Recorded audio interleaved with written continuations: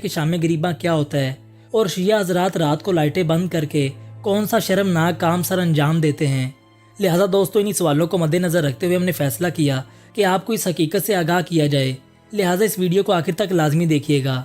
دوستو شام غریباں کے بارے میں ہمیں روزانہ طرح طرح کی باتیں سننے کو ملتی ہیں، جن میں سے مشہور روایت کے مطابق یہ کہا جاتا ہے کہ 10 محرم کی رات کو تمام شیعہ حضرات امام بارگاہ میں جمع ہو جاتے ہیں، جن میں خواتین کی بھی کثیر تعداد موجود ہوتی ہے، اور جب تمام لوگ امام بارگاہ میں جمع ہو جاتے ہیں تو اس دروازے کو تالا لگا دیا جاتا ہے، جس کے بعد ایک شیعہ عالم مجلس پڑتا ہے اور اس کے ساتھ ہی بتیاں بجھا دی جاتی ہیں، اور پھر مرد و زن مل کر شرمناک کام سر انجام دیتے ہیں، جس سے پیدا ہونے والے بچے کو شیعہ ذاکر بنایا جاتا ہے۔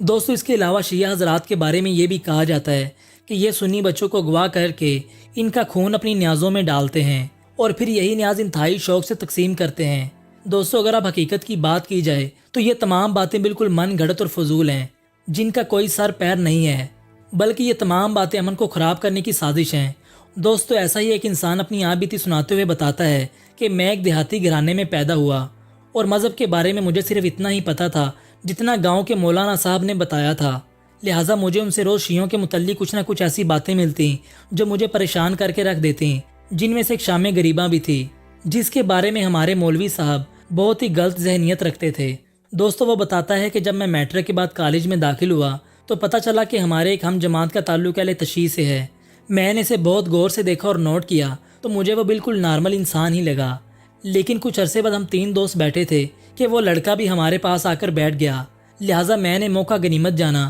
اور مولوی صاحب کی جانب سے کی گئی تمام باتیں پوچھنا شروع کر دیں۔ جب میں سب کچھ بول چکا تھا تو اس کا چہرہ سرخ ہو گیا، مگر اس نے صرف فقط اتنا کہا کہ یہ ساری باتیں غلط ہیں اور اٹھ کر چلا گیا۔ دوستو وہ بتاتا ہے کہ وقت گزرتا گیا اور اس طرح میرا اس سے واجبی سا تعلق بن گیا، اور پھر کچھ ہی عرصے بعد محرم کے ایام شروع ہوئے تو ایک دن اس نے مجھ سے کہا کہ کیا آپ حقیقت معلوم کرنا چاہتے ہیں کہ شام غریباں میں کیا ہوتا ہے تو تحقیق کے لیے آ جاؤ، اگر تمہاری بات سچی ہوئی تو میں بھی تمہارے ساتھ واپس پلٹ جاؤں گا۔ لہٰذا وہ کہتا ہے کہ میں نے اس کے ساتھ جانے کی حامی بھر لی۔ 10 محرم کو میں ان کے گھر پہنچا اور رات 9 بجے کے قریب ہمیں کہا گیا کہ امام بارگاہ چلتے ہیں، شام غریباں وہیں ہوگی۔ اب میرے ذہن میں وہ ساری باتیں ایک ایک کر کے آنے لگیں جو شام غریباں کے حوالے سے مسجد کے مولویوں سے لے کر عام دوستوں سے سنی ہوئی تھیں۔ خیر انہی سوچوں میں گم ہم امام بارگاہ کی گلی میں پہنچ گئے۔ وہاں بچے، بوڑھے، جوان اور خواتین سیاہ کپڑے پہنے امام بارگاہ میں داخل ہو رہے تھے۔ ہم مرکزی دروازے سے داخل ہوئے جبکہ خواتین الگ دروازے سے امام بارگاہ میں داخل ہوئیں